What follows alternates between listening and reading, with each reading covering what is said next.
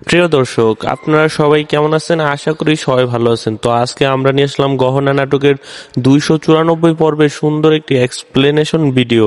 আজকের ভিডিওতে আপনারা যারা দেখবেন রীতিমতো অবাক হয়ে যাবেন। তো পুরো ভিডিওটি দেখার জন্য অবশ্যই আমাদের চ্যানেলটি সাবস্ক্রাইব করে দেখতে থাকুন আজকের ভিডিওটি। পর্বের শুরুতে আমরা দেখতে পাই সকলের রুমে বসে আছে, কিন্তু কেউই স্বাভাবিক নয়। সকলের মধ্যে কেমন যেন একটা ভয় কাজ করতেছে, মনে হচ্ছে যেন বড় কোনো বিপদ আসতে চলেছে।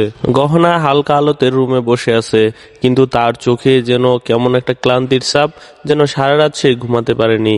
আর সে সারা রাত এটাই চিন্তা করতেছিল যে এভাবে তো চললে হবে না, এভাবে চলতে পারে না। গহনা আরো চিন্তা করে যে আমি সবকিছু সকলের সামনে নিয়ে আসব।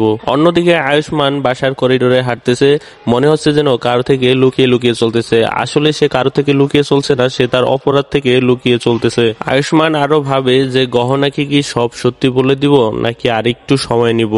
সে আসলে এটা চিন্তা করছে আর যেন ভয়ে কাঁপতেছিল। আয়ুষ্মান নিজেই বুঝতে পারতেছিল যে সত্য লুকানো মানে আরো বড় বিপদ সামনে নিয়ে আসা, কিন্তু সে আসলে সাহস করতে পারছিল না গহনার চোখে চোখ রেখে সত্যি কথাগুলো বলার জন্য। আর ঠিক সেই সময় জানকী ঘরে চলে আসে আর বলে যা লুকানো হচ্ছে তা খুব ভালো হচ্ছে না, কারণ মিথ্যার ফল খুব ভয়ঙ্কর হয়। তার চোখে মুখে ছিল রাগ আর ক্ষোভ। সে আঙ্গুল তুলে আরো বলে আজকে যা লুকানো হচ্ছে তা কালকে হয়তো আরো ভয়ঙ্কর বিপদ হয়ে সামনে আসবে। তখন তোমরা আর কাউকে দোষারোপ করতে পারবে না। জানকীর কথা শুনে বাড়ির পুরো মানুষ যেন উত্তপ্ত হয়ে আছে, কেউ কথা বলতে চায় আবার কেউ চুপ করে যায়। আর ঠিক সেই সময় গহনা উঠে দাঁড়ায়। গহনার চোখে ছিল আগুনের মতো দৃঢ় বিশ্বাস আর সততা। সে বলে আজকে আর চুপ থাকবো না, আজকে সব সত্য সকলের সামনে নিয়ে আসবো, যেটা আমার পিছনে লুকানো ছিল। গহনার এই কথা শুনে তো পুরোপুরি আয়ুষ্মান ভয় পেয়ে যায়। যদি আজকে সব সত্য সকলের সামনে চলে আসে তাহলে বড় বিপদ হয়ে যাবে।